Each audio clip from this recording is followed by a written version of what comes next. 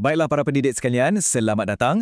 Hari ini kita nak bincangkan satu perkara yang boleh dikatakan sebagai nadi profession kita, iaitu literasi bahasa. Tapi, tunggu dulu. Lupakan sekejap definisi buku teks yang biasa kita dengar tu. Kita akan lihat literasi ni dari sudut yang berbeza. Bukan sekadar satu kemahiran, tapi sebagai jembatan pemikiran. Bayangkan, satu alat yang paling berkuasa untuk kita sambungkan idea dengan pemahaman yang betul-betul mendalam dalam minda pelajar kita. Okey, jadi inilah perjalanan kita untuk sesi kali ini. Mula-mula, kita akan pecahkan beberapa mitos tentang literasi. Lepas tu, kita akan cuba fahamkan kitaran literasi dari input sampailah ke output. Seterusnya, kita akan gali lebih dalam dua tonggak utamanya, membaca dan menulis. Kemudian, kita akan lihat kesan gelombang yang diciptakan dan akhir sekali, kita akan sentuh tentang mandat kita sebagai seorang guru, iaitu untuk membina pemikir. Baiklah, kita mulakan dengan bahagian 1, mitos literasi. Anda tahu, ada satu salah faham yang paling besar dalam dunia pendidikan kita, iaitu bila pelajar boleh membaca dengan lancar, kita terus anggap dia dah faham. Betul kan? Sebenarnya ia jauh lebih dalam daripada itu. Cuba kita renungkan petikan ni. Inilah kunci kepada perbincangan kita. Literasi adalah jambatan pemikiran. Maksudnya, ia bukan kerja mekanikal semata-mata. Ia satu proses berfikir, satu proses kognitif yang membina jambatan.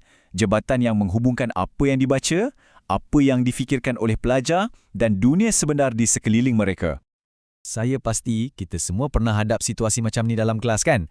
Ada seorang murid ni, dia baca, wah lancar betul, sebutan jelas, intonasi pun cantik. Tapi, bila kita tanya soalan mudah, adik faham tak apa yang dibaca tadi? Dia diam, terpinga-pinga. Inilah yang kita panggil jembatan yang runtuh. Wujudnya satu jurang yang besar antara kelancaran membaca dengan kefahaman yang sebenar. Jadi, apa sebenarnya formula literasi bahasa yang betul?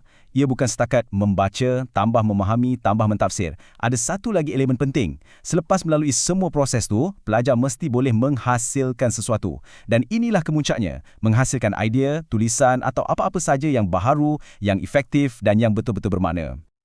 Okey, bila kita sebut pasal menghasilkan ni kan, ia terus bawa kita ke bahagian 2, kitaran literasi. Penting untuk kita faham, literasi ni bukan jalan sahala, dari A ke B. Tidak, ia sebenarnya satu kitaran yang sentiasa berputar, dari input kepada output dan ia akan berulang lagi. Tengok rajah kitaran ni. Nampak mudah tapi sangat mendalam. Mula-mula ada input. Ini fasa kita membaca atau mendengar. Kemudian semua maklumat tu masuk ke dalam fasa proses. Di sinilah keajaiban berlaku dalam otak kita. Kita berfikir, kita tafsir, kita nilai dan akhirnya ia keluar sebagai output. Ini adalah fasa penghasilan, mungkin dalam bentuk tulisan, ucapan atau projek. Input, proses, output. Kitaran inilah kalau kita sebagai guru dapat suburkan akan lahirnya pembelajar seumur hidup. Jadi, apa kesimpulan utama dari bahagian ni? Mudah sahaja. Literasi adalah satu aktiviti berfikir. Ia macam senaman untuk otak, bukan sekadar pergerakan mekanikal mata di atas kertas atau tangan yang sedang menulis. Baiklah, sekarang kita masuk bahagian 3. Kita akan zoom in sikit. Kita akan bedah siasat dua tonggak utama literasi, iaitu membaca dan menulis. Jom kita tengok satu persatu. Untuk membaca, saya suka sangat guna metafora iceberg ni. Memang kena. Apa yang kita nampak ke atas permukaan air itu hanyalah sebahagian kecil kemahiran mekanikal. Tahu sebut huruf, tahu baca perkataan. Tapi, kerja yang sebenar, yang paling besar, berlaku di bawah permukaan air. Di sinilah proses kognitif yang berat itu berjalan. Memahami, mentafsir, menilai, itulah literasi membaca yang sebenar. Proses yang di bawah permukaan air tadi tu, kita boleh pecahkan kepada 3 peringkat. Peringkat pertama, pengenalan teks. Murid nampak perkataan BOLA, dia boleh sebut bola. Selesai.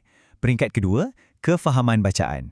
Dia bukan setakat tahu itu bola, tapi dia faham ayat Ali sepak bola. Dia faham konteks. Dan peringkat tertinggi, interpretasi dan penilaian. Dekat sini dia dah boleh bincang. Kenapa semangat kesukanan tu penting dalam permainan bola sepak tu? Nampak tak perbezaan tahap pemikiran tu? Okey, selesai bab membaca. Jom kita beralih ke tonggak kedua, iaitu menulis.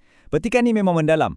Menulis bukan sekadar menyalin. Maksudnya, kerja menulis ni bukan macam kerja seorang kerani yang hanya salin maklumat. Bukan.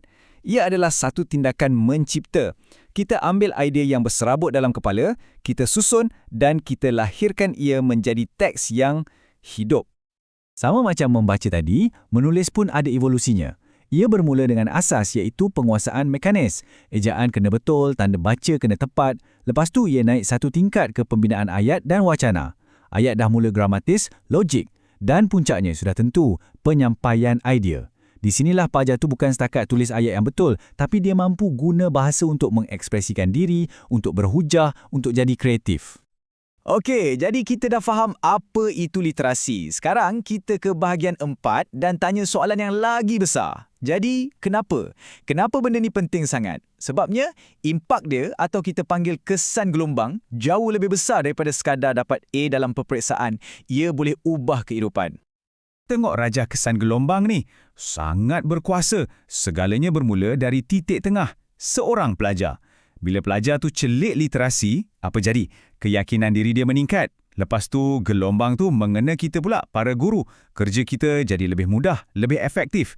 Dan gelombang tu tak berhenti di situ. Ia terus merebak keluar, membentuk masyarakat dan negara yang lebih berilmu dan kritis. Jadi, manfaatnya memang jelas kan? Dan tolong ingat, literasi ni bukan untuk subjek bahasa Melayu saja. Tak, ia merentasi semua subjek. Pelajar yang celik literasi akan lebih mudah faham sains, sejarah, bahkan matematik. Inilah alat paling ampuh untuk kita kurangkan masalah keciciran pelajar dan yang paling penting, untuk kita bina sebuah masyarakat yang betul-betul boleh berfikir. Dan untuk bahagian terakhir, bahagian 5, kita patah balik kepada para pendidik. Apa mandat kita, apa peranan kita dalam misi yang sangat besar ni? Di sinilah kita tukar semua teori yang kita bincangkan tadi kepada tindakan sebenar dalam bilik darjah. Ada 5 prinsip trust yang kita kena pegang. Pertama, pengajaran kita mestilah berperingkat, mula dari asas baru bina ke atas. Kedua, ia mesti bermakna. Kaitkan dengan kehidupan pelajar, barulah mereka nampak tujuannya. Ketiga, kontekstual. Guna bahan yang relevan dengan persekitaran mereka. Keempat, ia mesti berterusan. Bukan buat sekali-sekala, tapi jadikan amalan harian. Dan akhir sekali, paling penting, ia mestilah inklusif. Pastikan tak ada seorang pun pelajar yang kita tinggalkan di belakang. Dan ini mandat kita yang pertama dan tolong dengar betul-betul. Literasi bukan satu lagi subjek dalam jadual waktu, ia adalah asas kepada profesyen perguruan itu sendiri. Ia adalah satu pendekatan, satu cara mengajar yang sepatutnya meresap dalam setiap subjek yang kita ajar. Mandat kita yang kedua pula adalah satu seruan untuk bertindak. Bila kita betul-betul kuasai strategi pengajaran literasi, kita bukan sekadar mengajar. Kita bukan setakat selamatkan pelajar dari keciciran. Sebenarnya, kita sedang melakukan tugas yang jauh lebih besar. Kita sedang membina satu generasi baharu. Generasi yang mampu berfikir dengan kritis, dengan kreatif dan dengan matang. Sebagai penutup, saya nak tinggalkan anda semua dengan satu soalan. Satu soalan untuk kita renungkan, untuk kita tanya pada diri sendiri setiap pagi sebelum kita masuk ke kelas. Soalannya, adakah kita sedang membina pembaca atau kita sedang membina pemikir? Adakah matlamat kita cuma nak lahirkan orang yang pandai baca perkataan atau kita nak lahirkan insan yang mampu berfikir, mampu menyoal dan mampu mencipta? Kerana jawapan kita kepada soalan inilah yang akan mencorakkan masa depan generasi akan datang.